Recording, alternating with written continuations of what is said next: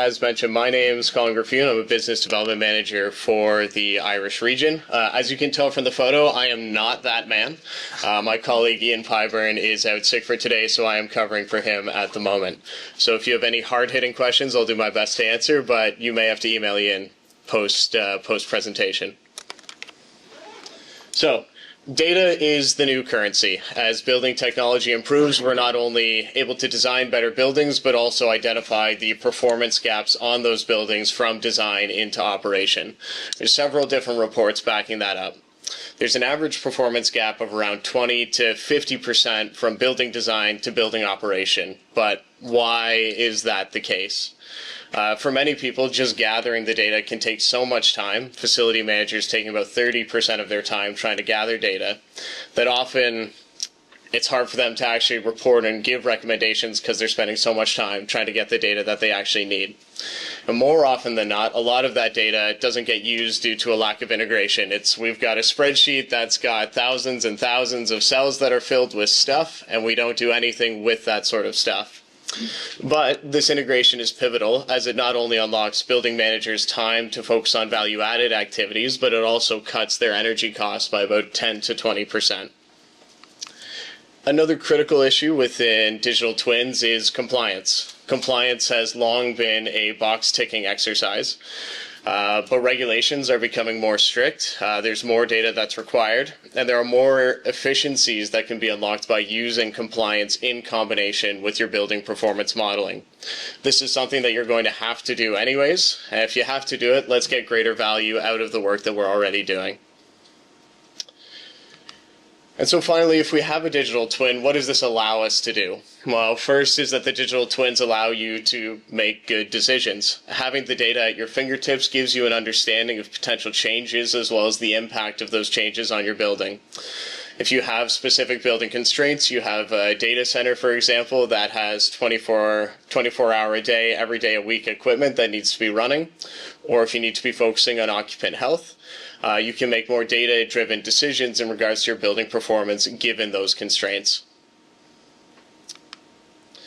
Now, one of the things that I will say is, as a building's in operation, you start off designing an incredible building. It's beautiful, it's green, it's efficient, it's an A-rated BER, everything looks fantastic, a great marketing piece.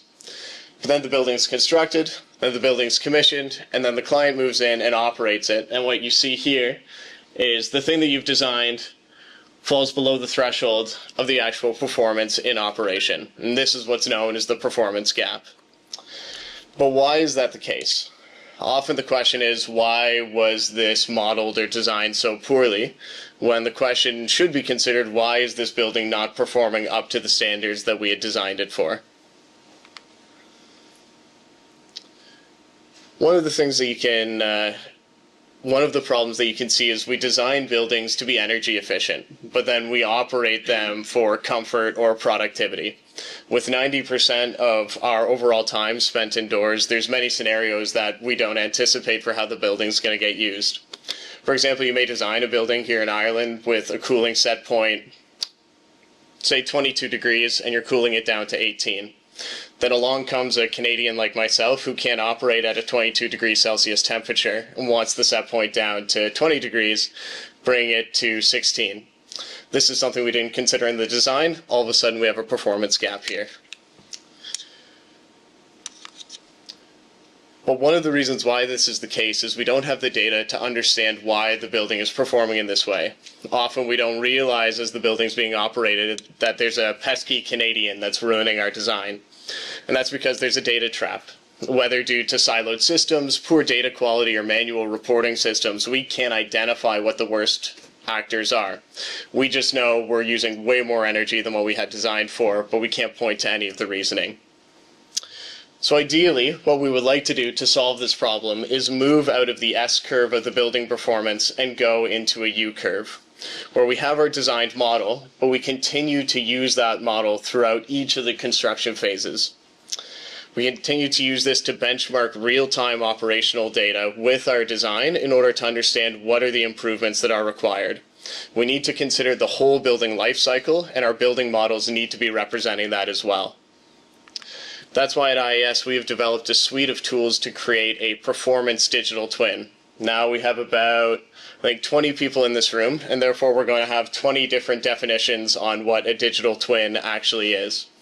And so at IES, we define it as a performance digital twin because we're focusing on the building's performance. We want a real-time digital replica integrating that data to improve accuracy and minimizing our building drift. Now, one of the questions is, how do you create this digital twin? Well, the workflow begins with the design stage. You need to be designing a building model for whatever rating metric you're using, whether you're trying to go for a LEED certification, BER, or a TM52, for example. But you also need to be considering the sensor data within the design stage as well. This isn't an add-on that you can put in after the building's been built. This is something you need to be considering early on of what is the important data that we need and where do we need to be measuring it in order for us to track our important metrics. From there, what you can do is integrate that real data with the designed building, checking the differences through AI and machine learning, ultimately creating your digital twin to maximize the value of your real data, then leveraging that to impact change through building simulation.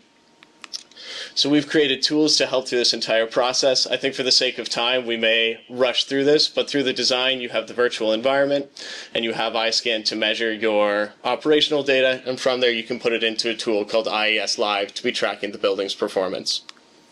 Now, IES Live provides the data platform for your team to reduce operational costs and drift. This lets you see how the building's performing now, but also what happens if you apply different changes. If you see that you're not performing well, if we change our HVAC system, for example, what's going to change within our building? And additionally, with net zero targets on the horizon, IES Live will help you map the roadmap for the retrofits required to get you there. Every company's got some 2030 or 2050 targets without necessarily a plan of how are we going to get there. This allows you to create the stages you need to get to the goals that you're looking for. To give some credence to Live's performance, we've partnered with some of the largest engineering companies with our consultancy team to use our tools on these projects. I'll rush through a couple of case studies just to showcase where some of these savings and energy savings are. United Warehouse is quite a highlight for us. Through just low-hanging fruit, we were able to find $13K in savings just by looking at the operation of the building. And from there, we could establish more robust operational savings, ultimately yielding a return on investment of 12 months. It's, in my opinion, important to highlight the return on investment because for clients, often this isn't just a sustainability exercise, but this is a financial decision helping to put money back into your clients' pockets. Another one to highlight is First George's Key with $118K in annual energy spend, saved through just changing their BMS control adjustments. None of these things have to be deep retrofits, but it's just a matter of having the data at your hand to understand if we tweak a couple things, how can we save here? To highlight a few more quick win projects, Riverside Museum, we had a huge £52,000 in savings, but also quite an incredible 6-month payback period.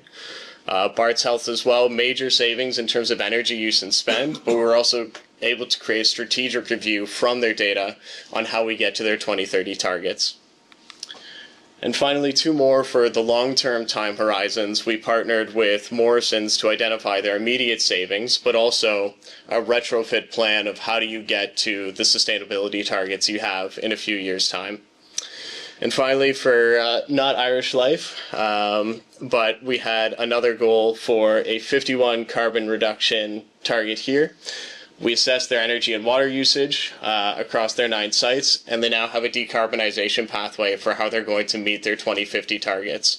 This was something they didn't have anything outside of their energy bills, and now they have a distinct plan of how are we actually going to meet the sustainability targets we're going to reach in 2050. And so this also leads to the question, what is the future of compliance going forward? We know it's going to get stricter and stricter over time, but what is that ultimately going to look like? And part of the reason why we're at the CETA conference is trying to understand what is that going to look like and what are the tools to get us there. The hope is that compliance will evolve from a box-ticking exercise into one that has real, tangible impact on the building's performance beyond the design stage. I believe the future is going to be metrics that are live in real time to see not how is the building designed, but how is it actually going in operation, and being able to, at the click of a button, track all of those metrics. And ultimately, who will benefit from that? Well, capital projects will benefit from rapid reporting and project tracking. The finance departments can de-risk their capital investments by understanding what the impact and the cost is going to be. And the facilities team can quickly identify and suggest the improvements on a single dashboard of recommendations. So this is my rapid-fire PowerPoint presentation. If anything that I've discussed here, it's quite high level. If it's of any interest to you, we do have a stand. Feel free to come talk to me from there. My colleague Ian Pyburn's email is there, but if you'd like to come talk to me, I can give you my email afterwards as well. Thank you all very much.